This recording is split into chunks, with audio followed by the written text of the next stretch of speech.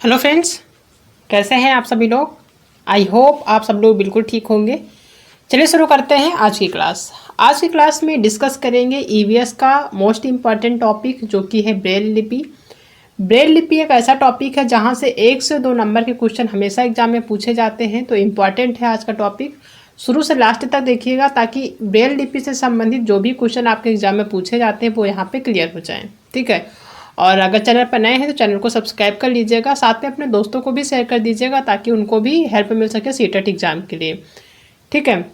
तो ब्रेल लिपि है क्या, किसने ब्रेल लिपि का जो है आविष्कार किया है और कैसे हुआ इसका आविष्कार, उसके बारे में डिटेल में डिस्कस करेंगे। तो लुई ब्रेल जो है एक फ्रांस के शिक्षक और अन्वेषक थे जिन्होंने अंधे लोगों को पढ़ने व लिखने के लिए एक लिपि विकसित की जिसका नाम ब्रेल लिपि है। बेसिकली अगर देखा जाए तो जो ब्रेल लिपि है ये लुई ब्रेल के ही नाम से ब्रेल लिपि का नाम पड़ा है। ठीक है। का लुई ब्रेल जो है वो कहाँ के थे, फ्रांस के थे। ये एक शिक्षक और अन्वेषक के लिए एक टीचर भी थे और अन्वेषक भी थे। ठीक है। क्योंकि ये खुद जो है देख नहीं पाते थे तभी इस लिपि का जो है आविष्कार किया है। ये है ब्रेल लिपि जिनको आप देख सकते हैं। इनकी जो है ये दोनों आंखें इनकी खराब थी, ये देख नहीं पाते थे। और ये जो लिपि है ब्रेल लिपि, इस तरीके से ब्रेल लिपि होती है जिसको टच करके पढ़ा जाता है। ठीक है। इसको कोई भी व्यक्ति देख नहीं पाता है, जो व्यक्ति देख नहीं पाता उसी के लिए लिपि तैयार की गई है। और ये जो लिपि होती है इसको टच करके कोई भी बच्चा होता है, कोई भी व्यक्ति होता है जिसको दिखाई नहीं पड़ता, अगर उसको पढ़ना है तो इस ब्रेल लिपि का यूज करके वो टच करके पढ़ता है। ठीक है। जब टच करता है तो उसको समझ में आ जाता है कि यहाँ पे, क्योंकि जो बिंदियाँ दिख रही हैं ये उभरी हुई होती है। ठीक है। यहाँ पे उभरी हुई नहीं नजर आ रही, लेकिन ये जो बिंदियाँ होती है उभरी हुई होती है, तो टच करने में आसानी से समझ में आती है कि हाँ कितनी बिंदी है, तो समझ जाता है कि व्यक्ति क्या लिखा हुआ है। ठीक है।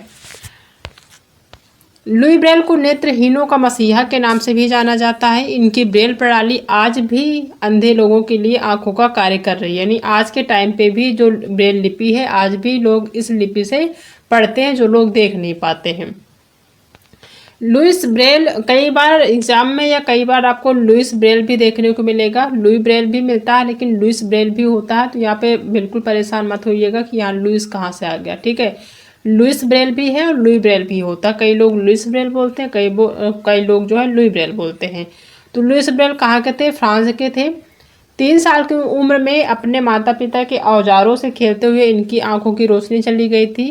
पढ़ाई में बहुत रुचि थी, तो यह पढ़ने और लिखने के विभिन्न तरीके सोचने लगे। जाहिर सी बात है, कोई भी बच्चा जो है जब इंटरेस्टेड होता है किसी भी काम के लिए तो उसमें वो ऑप्शन ढूंढने लगता है कि अगर हम इस तरीके से नहीं कर सकते तो दूसरे तरीके से हम कैसे कर पाएंगे।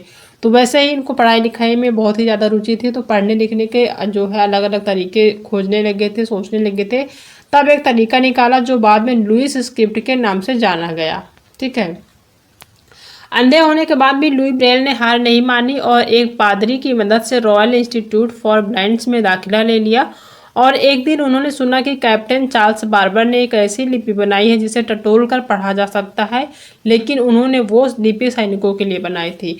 इनसे पहले एक जो लोग हैं जिन्होंने इस लिपि को जो है बनाया था वो थे कैप्टन चार्ल्स बार्बर। सबसे पहले इन्होंने ही इस लिपि को जो है बनाया था, लेकिन ये लिपि साधारण लोगों के लिए, आम लोगों के लिए नहीं बनाया था। ये जो लिपि बनाई गई थी ये सैनिकों के लिए बनाई गई थी। ठीक है। लेकिन ये जो है उस टाइम पे रॉयल इंस्टीट्यूट फॉर ब्लाइंड्स में पढ़ रहे थे। ठीक है। उसके बाद कैप्टन चार्ल्स बार्बर की ही मदद से इन्होंने इस ब्रेल लिपि का जो है आविष्कार किया था। ये होता है ब्रेल लिपि, इसमें दिख रहा होगा कि उभरे हुए होते हैं, इसको टच करके पढ़ा जाता है। ठीक है।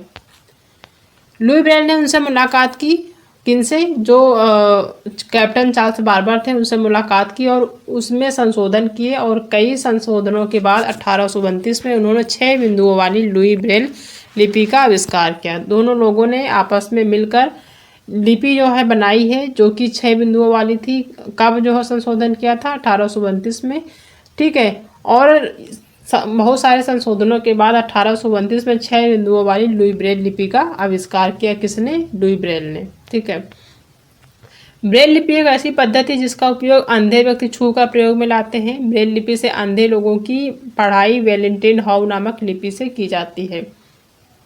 अब एग्जाम में आ सकता है कि जो अंधे लोग जिस लिपि में पढ़ते हैं वो किस लिपि की बनी होती है तो वो होता है वैलेंटाइन हाउ, या ठीक है हो, ये जो है लिपि है जिसकी मदद से ब्रेल लिपि जो है उसको व्यक्ति पढ़ते हैं, ब्रेल लिपि को, ठीक है, ये ब्रेल लिपि पढ़ाई जाती है।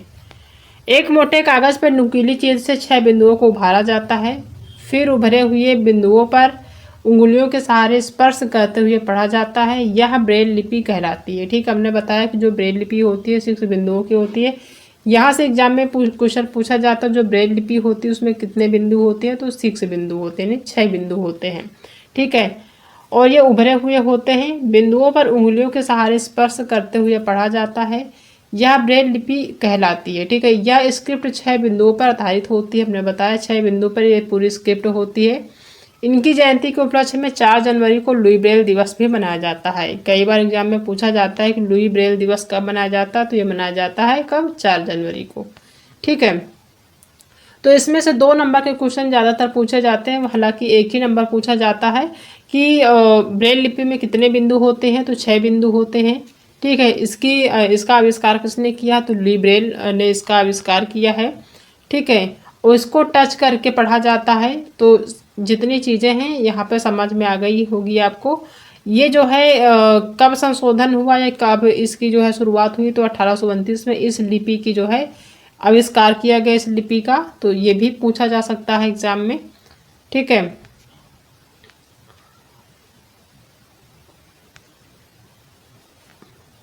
ठीक है, तो ये सारी चीज़ें हैं जो कि लुई ब्रेल के बारे में लिखी हुई है।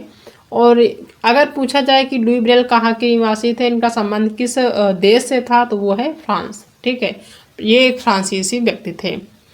तो ये सारी चीज़ें हैं जो कि ब्रेल लिपि से संबंधित है, और ब्रेल लिपि से 1 नंबर का क्वेश्चन आपके ईवीएस में पूछा जाता है, ठीक है। तो यहाँ से ये जो टॉपिक है 1 नंबर के लिए इम्पॉर्टेंट है, तो इसकी बिल्कुल भी मत करिएगा, ठीक है। सारी चीज़ें क्लियर हो जाए। तो आई होप कि आप सभी को आज की क्लास पसंद आई होगी। क्लास बहुत बड़ी नहीं थी, छोटा टॉपिक था, लेकिन इंपॉर्टेंट है क्योंकि यहाँ से 1 नंबर का क्वेश्चन पूछा जाता है, ठीक है। तो आज की क्लास पसंद आई तो वीडियो को लाइक करिएगा, अपने दोस्तों में शेयर करिएगा। अगर आप चैनल पर नए आए हैं तो चैनल को सब्सक्राइब करना बिल्कुल भी मत भूलिएगा, क्योंकि आप सभी की जो है सीटेट की तैयारी के लिए क्लासेस चल रही हैं। आपका जो सेकंड पेपर SST है उसकी क्लासेस जो है वो 2 बजे होती हैं। बाकी जो PRT यानी कि प्राइमरी लेवल की जो क्लासेस है वो आपकी शाम को 7 बजे पर डे होती है। तो इसको लेना बिल्कुल भी मत भूलिए, क्योंकि जब तक आप पढ़ेंगे नहीं तब तक आपका सीटेट क्लियर नहीं होगा। आप सभी को पता है कि लगातार जितने भी एग्ज़ाम हो रहे हैं अब कहीं ना कहीं आप टफ हो रहे हैं। आपको समझने की ज़रूरत है, रटने की बिल्कुल भी ज़रूरत नहीं है। तो चीज़ों को पढ़ते रहिए, समझते रहिए, ठीक है, तभी एक एक आपका जो चैप्टर है वो क्लियर होता रहेगा, ठीक है। तो आज की क्लास में इतना ही, बाकी मिलते हैं नेक्स्ट क्लास में एक नए टॉपिक के साथ। तब तक अपना ध्यान रखिएगा।